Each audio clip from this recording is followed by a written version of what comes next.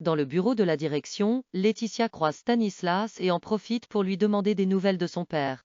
OS. Il n'a pas répondu à ses appels de tout le week-end. Par ailleurs, Stanislas accuse Laetitia de faire preuve d'une fausse compassion. À ses yeux, elle n'a aucune excuse pour avoir gardé secrète la maladie de son père, à l'exception de ses propres intérêts et donc de sa participation au championnat de maître d'hôtel. Si Laetitia veut arranger les choses, Stanislas préfère qu'ils gardent leur distance. En sortant du bureau, il croise Antoine qui entre et recueille les confidences d'une Laetitia éplorée. Pendant ce temps, dans le parc de l'Institut, Jim et Jasmine félicitent Billy pour sa victoire au championnat. La jeune fille avoue qu'il est difficile de la savourer pleinement suite à l'abandon de la compétition par Laetitia, qui avait pourtant toutes ses chances. Une fois Billy parti, Jim remercie sa petite amie de l'avoir aidé à renouer le lien avec son frère. Celui-ci est désormais reparti à Lille, mais leur relation va beaucoup mieux. Un peu plus tard, Stanislas retrouve son père et lui demande pardon de l'avoir frappé. Maintenant qu'il est au courant de sa maladie, il veut le soutenir et lui propose de se faire accompagner dans une clinique. Mais Hippolyte déclare qu'il verra ça avec sa femme, propos qu'il oublie aussitôt. Quand Stanislas lui fait remarquer, il minimise la situation. Il demande à son fils de garder tout ça pour lui. En contrepartie, il lui promet de prendre soin de lui. De son côté, Laetitia exprime sa profonde tristesse auprès des Lano, réalisant qu'elle a tout perdu. Lionel tente néanmoins de lui ouvrir les yeux en lui rappelant qu'elle aurait pu dire la vérité à Stanislas dès le début. Mais Laetitia s'en défend.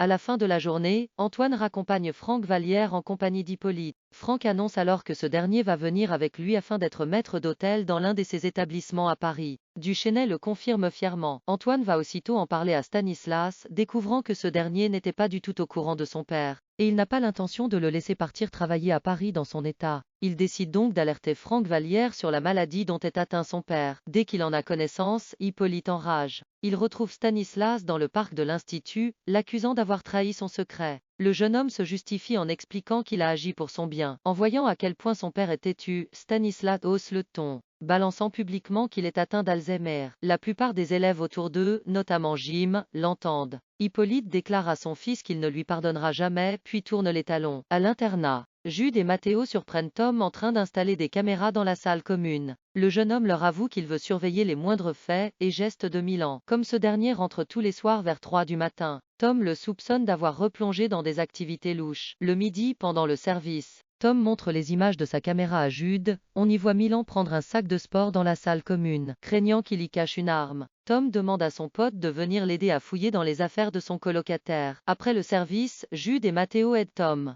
mais ils ne trouvent rien de suspect. Plus tard, dans les vestiaires, Tom fouille le casier de Milan. Il tombe sur un sachet de poudre blanche et en déduit qu'il s'agit de cocaïne. Avant que son colocataire ne le surprenne, Tom referme le casier et fait comme si de rien n'était. Pendant le cours de la chef Armand, Colline demande des conseils à Gaspard sur le dressage de son assiette. Il lui suggère de rajouter de la couleur, ce qu'elle fait aussitôt. Mais c'était un piège. En effet, la chef reproche à Colline son manque de rigueur en termes de présentation de ses plats. Gaspard se moque ouvertement de sa camarade. Après les cours, Mathilde discute des élèves de première année avec Alice et Hortense, se plaignant notamment de Colline dont elle ne voit pas les progrès depuis la rentrée. Hortense a alors l'idée d'un exercice spécifique pour aider les élèves à gagner en minutie. Pendant son cours, elle invite les élèves à réaliser un plat de tiny food, des assiettes et de la nourriture minuscule, réalisés avec de tout petits ustensiles. Quand Clotilde vient la voir en cuisine, elle constate que les élèves ont beaucoup de mal. Hortense admet qu'il va leur falloir un peu de temps pour s'améliorer.